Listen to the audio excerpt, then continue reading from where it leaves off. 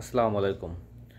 বর্তমান বাংলাদেশের রাজনৈতিক প্রেক্ষাপটে বিএনপি জনপ্রিয়তা তো হারাচ্ছেই, সাথে সাথে রাজনৈতিকভাবেও একা হয়ে যাচ্ছে। কারণ আপনারা জানেন যে বিএনপির বর্তমানে আজকে বাংলাদেশের যে মার্চ ফর গাজা সেই সম্মেলন বা সেই যে প্রতিবাদী সভায় বিএনপি নেই। কারণ এরা এর আগেই গাজার যে গণহত্যা চলতেছে তার বিরুদ্ধে প্রতিবাদ করে তারা নিজেদের প্রোগ্রাম সম্পন্ন করেছেন। তো সেই জায়গায় আজকে অন্যান্য যে রাজনৈতিক দলগুলো এবং বাংলাদেশের ব্যক্তি বিশিষ্ট বর্গ যারা আছেন তারা কিন্তু আজকে একত্রিত হয়ে, বিশেষ করে আলেম ওলামারা, আপনি যদি রাজনৈতিক দলগুলোর কথা চিন্তা করেন যে জামাত ইসলাম আছে, এনসিপি আছে এবং গণসংহতির আন্দোলনের নেতাকর্মীরাও কিন্তু এখানে আছে, তারা যুক্ত হয়ে একই প্ল্যাটফর্মে একই দিনে তারা কর্মসূচি ঘোষণা করেছেন এবং সেই সাথে তারা গাজার যে গণহত্যা এবং প্যালেস্তাইনের যে পতাকা সেটাও সাথে নিয়ে তারপর তারা তার বিরুদ্ধে প্রতিবাদ করতেছেন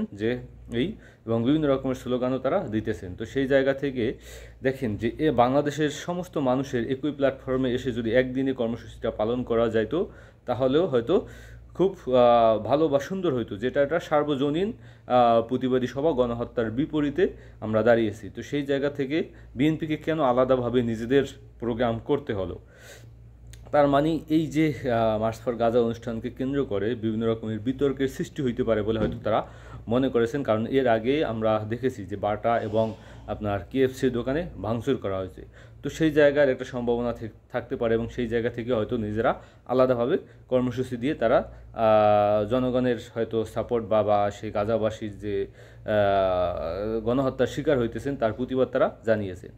তো খুব ভালো, কিন্তু রাজনৈতিক প্রেক্ষাপটগুলো যদি দেখেন তাহলে এটা রাজনৈতিকভাবে যদি আপনি রাজনৈতিক চোখ দিয়ে দেখার চেষ্টা করেন, সেই জায়গা থেকে বোঝা যাইতেছে যে বিএনপি দিন দিন একা হয়ে যাচ্ছে এবং বিএনপি অন্য যে রাজনৈতিক দলগুলোকে যে সাথে নেওয়া বা ধরে রাখার চেষ্টা। আপনারা জানেন যে মির্জা ফখরুল ইসলাম আলমগীর তিনি কিন্তু আপনার যে চরমনাই পীর সাহেবের সাথেও কিছুদিন আগে দেখা করছিলেন, যে তাদের সাথে কথা বলছিলেন এবং কয়েকদিন আগে হেফাজত ইসলামের নেতাকর্মীদের সাথেও বিএনপির বৈঠক হয়েছে এবং সেখানে তারা কিন্তু এটা দাবি করেছিলেন যে হেফাজত ইসলামের সাথে তাদের বৈঠক হয়েছে এবং সেখানে বিভিন্ন রকমের একটা বিবৃতি তারা দিয়েছেন। সেই বিবৃতি আবার প্রতিবাদ করছেন হেফাজত ইসলামের নেতারা এবং হেফাজত ইসলামের নেতারা তারা দাবি করছেন যে তারা যে সবসময় একটা মৌলবাদ শব্দটা ব্যবহার করে, এটা না করার জন্য বিএনপির কাছে দাবি করেছেন এবং বিএনপি বলছেন যে আমরা মৌলবাদ শব্দটা হেফাজতকে উদ্দেশ্য করে ব্যবহার করি না, এটাকে ব্যবহার করি জামাতকে উদ্দেশ্য করে। তো বুঝতেই পারতেছেন যে আসলে তারা কিন্তু হেফাজতকেও সাথে নিতে পারে নাই, চরমনাইকেও সাথে নিতে পারে নাই।